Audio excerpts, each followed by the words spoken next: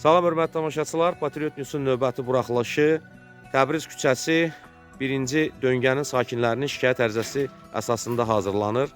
Hal-hazırda həmin döngədəyik biz və buradakı sakinlərin etirazlarını sizlərə təqdim edəcəyim. Xahiş edirəm özünüzü təqdim eləyərdiniz. Şirin Füzuli Paşaoğlu. Şikayətiniz nədən ibarətdir? Şikayətimiz odur ki, burada oluram mən. Bu dölmə ilə həyatı boyu bura bağlı olubdur, maşın işləmir. Özümüzün maşınımız girib çıxıb. İndi amma buranı prospekt ediblər. Yekə maşınlar var. Nə gəldi girir, çıxır, az qala adam kürəyinə çıxsınlar. Yəni burada hərəkət edən maşınlar bu döngədə yaşayan sakinlərin təhlükəsizliyini necə deyirlər, təsir altına alır da. Bəli. Doktor, siz nə deyə bilərsiniz? Mən onu deyə bilərəm ki, bu döngədə maşınların hərəkəti olmamalıdır. Burada səki yoxdur. İnsanlar evlərindən çıxan kimi maşınlar da gəlir, az qalır vursun belinə çıxsın cəmaatın. Deyəndə də ki, buradan keçmə deyir, yoldur da gedirəm. Ancaq burada səki olmadığına görə bu burada yaşayan vətəndaşların həyat şəraiti üçün lazımdır. Evinə girsin, çıxsın.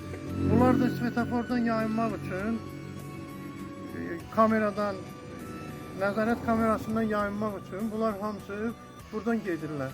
Aidiyyəti qurumlara müraciət edibsinizmi? Aidiyyəti qurumlara müraciət eləmişəm, Dövlət Yol Polisinin Gəncə şöbəsinə.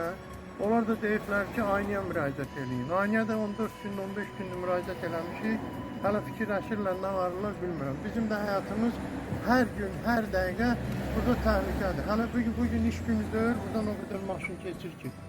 Həftənin iş günü başlayan kimi səhər-səhər burada tıxaçlar əmələ gəlir. O ona söyür, bu buna söyür, yol verir, oradan keçin, buradan keçin. Dölmənin də bir hissəsində dölmənin eni 3 metrə 80 santı döyüşmüşük hamımız. Oradan bir dənə maşın ancaq keçir. Qabaq-qabağa gəlirlər, burada davla düşür, qırğın düşür, dar yerdir. Buradan maşın hərəkəti, mən elə başa düşürəm ki, məhdudlaşdırılmalıdır.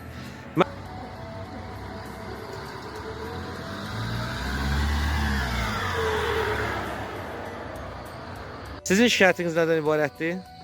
Bizim şikayətimiz odur ki, bu gördüyünüz bu balaca döngədə uşaqların oynaması üçün, uşaqların samakat sürməsi üçün, velosiped sürməsi üçün heç bir şərait yoxdur. Çünki maşınların əlindən nə özümüz çıxa bilirik, nə uşaqlar çıxa bilir.